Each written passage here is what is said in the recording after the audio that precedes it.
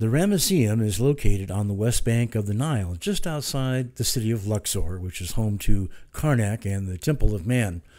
Built during the reign of Ramses II, circa 1290 BCE, the mortuary temple featured two massive stone pylons enclosing a 48-column hypostyle hall surrounding an inner sanctuary. An enormous pylon stood before the first court, with the royal palace at the left and the gigantic statue of the king looming up at the back. The entire complex was surrounded by mud brick walls, which started at the gigantic southeast pylon and enclosed an extensive system of storage rooms and granaries, also built of mud brick. The areas highlighted in red are the only remaining standing portions. Ramses II was a notorious usurper and appropriator of pre-existing monuments, statues, and stelae, having them modified and inscribed with his own cartouche, and often removing or defacing the original inscriptions of attribution as a means of self-aggrandizement. He was known as the Warrior King and mounted many military campaigns, most notably the Battle of Kadesh, which is referenced on the walls of many of his temples and monuments and is memorialized at Abu Simbel.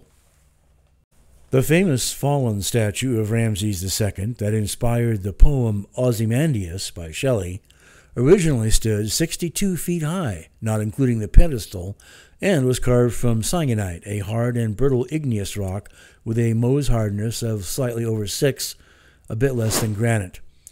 Calculations based on the average density of this material yield a total weight of a little over 1,000 tons, or more than 2 million pounds. It is the largest remaining colossal statue in the world.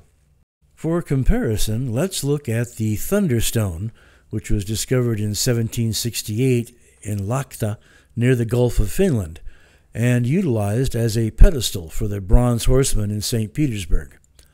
It took 400 men 9 months to move it to the sea over 30 kilometers of fairly level terrain, using tracks, bronze ball bearings, capstans, and block and tackle at an average 150 meters per day. Now let's compare that to the statue of Ramses, originating at the Aswan Quarry, 270 kilometers distant, and supposedly moved overland all the way to Luxor, without tracks or bronze ball bearings, over not-so-level ground and soft sand. Also, at some point, it would have had to cross the Nile, because the quarry at Aswan is located on the east bank. If the workmen could somehow have been able to match the best pace of the Russians moving the Thunderstone, it would have taken them 7 years to reach Luxor. Since we do not know precisely what was available to the ancient Egyptians in the way of mechanical aids for such tasks, we assume that they must have employed massive work gangs pulling wood sledges, or perhaps wood rollers, although these would have had to have been truly large timbers, as a 2 million pound weight would crush and splinter a typical wood sledge platform of the period. Egyptian hardwoods were not available in abundance or as large timber, and Lebanon cedar was commonly imported for use in large-scale projects, although its grain structure was not sufficient to support loads of several hundred tons. The Ramesseum complex is definitely a Type 1 structure, with little variation in design and layout from other New Kingdom temple projects, such as Medinet Habu, Hatshepsut's Memorial Temple, or Karnak.